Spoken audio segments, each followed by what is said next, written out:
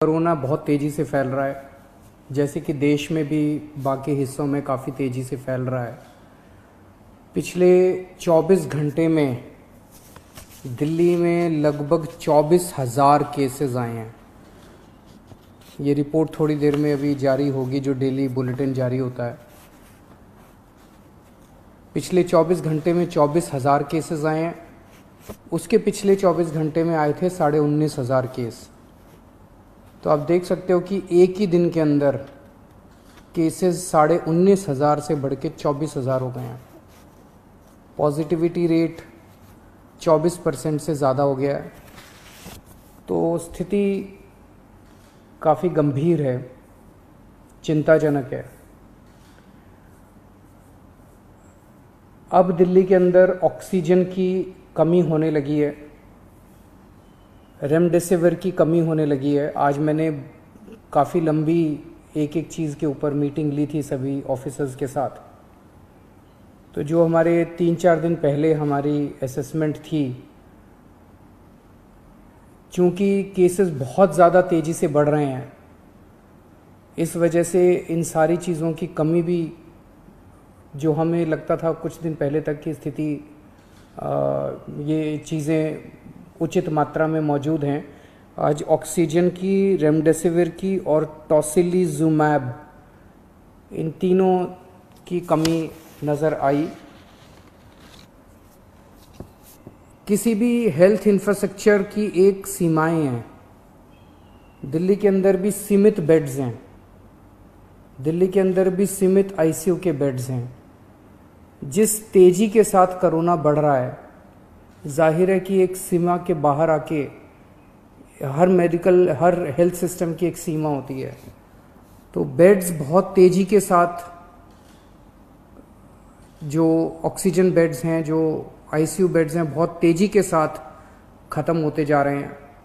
लेकिन आपकी सरकार पूरी कोशिश कर रही है कि बेड्स को और ज़्यादा से ज़्यादा बढ़ाया जाए। पिछले कुछ दिनों में हमने कई कदम उठाए, जिसकी वजह से बेड्स को काफ़ी ज़्यादा बढ़ाया गया और अभी तक दिल्ली में बेड्स की कमी नहीं होने दी गई। अभी भी आने वाले कुछ दिनों के अंदर हमने बेड्स को बढ़ाने के लिए कई कदम उठा रहे हैं और अगले कुछ दिनों के अंदर ही, 2-4 दिनों के अंदर ही, मैं उम्मीद करता हूं कि बड़े स्केल के ऊपर बेड्स हम बढ़ा पाएंगे। कोशिश करेंगे कि अगर कोई मरीज़ को बेड चाहिए, सीरियस मरीज़ हो, उसको ऑक्सीजन चाहिए, तो ऑक्सीजन की दिक्कत नहीं होनी चाहिए उसको। हमारा इस वक्त सबसे मेन मकसद है, इसमें सबसे ज़्यादा ज़रूरी हो जाता है कि मरीज को ऑक्सीजन की ज़रूरत होती है। तो हम जितने ज़्यादा से ज़्यादा बेड्स क्रिएट कर रहे हैं, हम कोशिश कर रहे हैं कि उनको ऑक्सीजन बेड्स बनाया जाए, ताकि एक लेवल के सीरियस मरीजों को उसके ऊपर इलाज किया जा सके। तो यमुना स्पोर्ट्स कॉम्प्लेक्स में और कॉमनवेल्थ गेम्स में लगभग 1300 ऑक्सीजन बेड्स का इंतज़ाम किया जा रहा है। राधा स्वामी सत्संग ब्यास में शुरू में अभी 2,500 बेड्स का इंतजाम कर रहे हैं और उसके तुरंत बाद फिर 2,500 बेड्स का और इंतजाम करेंगे। जो अभी कुछ दिन पहले मैं जब आपके सम्मुख आया था, मैंने बताया था कि किस तरह से होटल्स को, बैंक्वेट हॉल्स को हॉस्पिटल्स के साथ अटैच किया जा रहा है। तो लगभग 2100 बेड्स इस तरह से होटल्स और बैंक्वेट हॉल्स को हॉस्पिटल्स के साथ अटैच करके हम 2100 ऑक्सीजन बेड्स बनाने में सफल हुए हैं, जो कि कल या परसों में ऐप में भी आ जाएगा। और वो हॉस्पिटल्स, वो ओवरऑल हॉस्पिटल की निगरानी में होंगे। जो भी बैंक्वेट हॉल में और होटल में उनका इलाज हो रहा होगा, तो वो हॉस्पिटल की निगरानी में होंगे, तो एक तरह से हॉस्पिटल का हिस्सा होंगे। तो इस तरह से लगभग अगले 2-4 दिन के अंदर मैं उम्मीद करता हूं कि 6,000 बेड्स और हम ऐड कर, इस पूरे सिस्टम के अंदर ऐड करने में सक्षम होंगे। लेकिन जिस तेजी के साथ कोरोना बढ़ रहा है, अभी किसी को नहीं पता इसकी पीक कहाँ पे आएगी। जैसे मैंने बताया, परसों 19,500 थे, कल के केसेस पिछले 24 घंटे के 24,000 आए हैं। कल कितने होंगे, फिर परसों कितने होंगे और फिर उसके बाद कितने होंगे, किसी को नहीं कह सकते। इसीलिए हमें अपनी तैयारियां और बढ़ चढ़ के करनी पड़ेंगी। हम इस वक्त ज़रा सी भी आलस नहीं कर सकते, ज़रा सी भी सांस नहीं ले सकते। इस वक्त हमें 24 घंटे मेहनत करके ज़्यादा से ज़्यादा इंतजाम आगे करने पड़ेंगे, ताकि अगर कोरोना उतना हो जाता है तो हम एक कदम कोरोना से आगे होने चाहिए। अभी थोड़ी देर पहले मैंने डॉक्टर हर्षवर्धन साहब से फ़ोन पे बात की और उनसे मैंने निवेदन किया, ये तीनों चीज़ें मैंने उनसे मांगी, तीनों चारों चीज़ें। एक तो मैंने उनसे निवेदन किया कि दिल्ली के अंदर बेड्स की बड़ी मात्रा में कमी हो रही है। नवंबर के अंदर जब कोरोना आया था तो 4100 बेड केंद्र सरकार ने हमें मुहैया कराए थे। इस वक्त केवल 1800 बेड दिए हैं, जबकि ये वाली वेव पिछले वाली वेव से 3 गुना ज़्यादा घातक। अभी तक उसमें 8500 केस पीक पे आए थे, हम 24,000 पे पहुंच चुके हैं। तो उनसे मैंने निवेदन किया, केंद्र सरकार के लगभग 10,000 बेड्स हैं दिल्ली में, इसमें से कम 50% बेड्स कोरोना के लिए रिजर्व किए जाएं। जैसे अगर मैं बताऊं, जो मेन ऑल इंडिया मेडिकल है उसमें 1162 बेड्स हैं टोटल, उसमें से केवल 23 बेड्स कोरोना के लिए रिजर्व किए गए हैं। सफदरजंग हॉस्पिटल है, उसमें 2900 बेड्स हैं टोटल, उसमें से केवल 204 बेड्स कोरोना के लिए रिजर्व किए गए। तो मेरा एक उनसे निवेदन था कि कम से कम 50% बेड्स कोरोना के लिए अगर रिजर्व किए जाएं तो एकदम से 3-4 हज़ार बेड्स एक्स्ट्रा कोरोना के मरीजों को मिल सकते हैं, और उसी तरह से आईसीयू के अंदर भी बेड्स दिए जाएं। दूसरा, उनको मैंने बताया कि किस तरह से दिल्ली के अंदर ऑक्सीजन की कमी हो रही है। अगर ऑक्सीजन की तुरंत सप्लाई दिल्ली में की जाए, और प्राइवेट हॉस्पिटल्स में आज मुझे बताया गया है कि ज़्यादा कमी हो रही है, तो अगर ऑक्सीजन की सप्लाई तुरंत करवा दी जाए। और तीसरा, मैंने उनको बताया कि रेमडेसिविर और टोसिलिजुमैब की काफ़ी किल्लत हो रही है, अगर वो मुहैया कराई जा सके। हमें केंद्र सरकार से हमेशा कोरोना की लड़ाई के दौरान मदद मिली है, और मैं पूरी उम्मीद करता हूं कि इस बार भी केंद्र सरकार दिल्ली में हमें पूरी मदद मिलेगी। ये भी सामने ऐसी खबरें आई हैं कि ये कुछ दवाइयाँ जिनकी शॉर्टेज हो रही है, इसकी शायद कभी ब्लैक मार्केटिंग ना हो रही हो, होर्डिंग ना हो रही हो।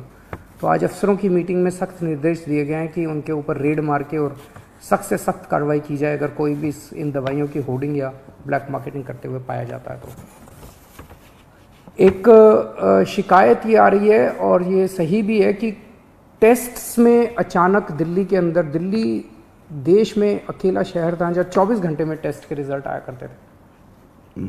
पिछले कुछ दिनों से 3-3, 4-4 दिन लग रहे हैं टेस्ट्स में, ये शिकायतें आ रही हैं।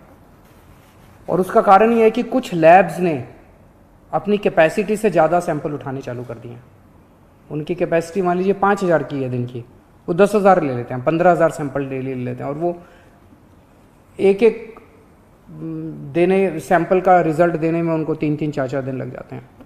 इससे नुकसान आप समझिए कि एक सीरियस मरीज, उसने आज सैंपल दिया, उसका रिजल्ट अगर 3 दिन बाद आएगा, 3 दिन के अंदर तो उस व्यक्ति की मौत भी हो सकती है। तो उनकी ज़िंदगी के साथ खेल रहे हैं। ऐसी लैब्स के खिलाफ सख्त कार्रवाई की जाएगी जो अपनी कैपेसिटी से ज़्यादा सैंपल उठाते हैं और 24 घंटे के अंदर रिपोर्ट नहीं देते। और सभी डीएम्स को भी इंस्ट्रक्शंस दिए गए हैं कि किसी भी लैब को सैंपल देने के पहले देखें कि उनके पास कुछ पेंडिंग सैंपल्स तो नहीं पड़े हुए हैं। उन लैब्स को बिल्कुल सैंपल ना दिए जाएं जो 24 घंटे के अंदर अपनी रिपोर्ट नहीं दे रहे हैं। कुछ हॉस्पिटल्स देखने को मिले, हमारा एक ऐप है दिल्ली सरकार का, उस ऐप में आपको रियल टाइम बेसिस पे पता चलता है कि किस अस्पताल के अंदर कितने बेड भरे हुए हैं, कितने बेड कोरोना के खाली हैं, कितने आईसीयू बेड हैं, कितने खाली हैं, कितने भरे हुए हैं। रियल टाइम बेसिस के ऊपर इस ऐप पे आप देख सकते हो। और ये ऐप हम नहीं चलाते, हर हॉस्पिटल को हमने पासवर्ड दिया हुआ है, वो हॉस्पिटल वाले खुद उसमें डेटा भरते हैं।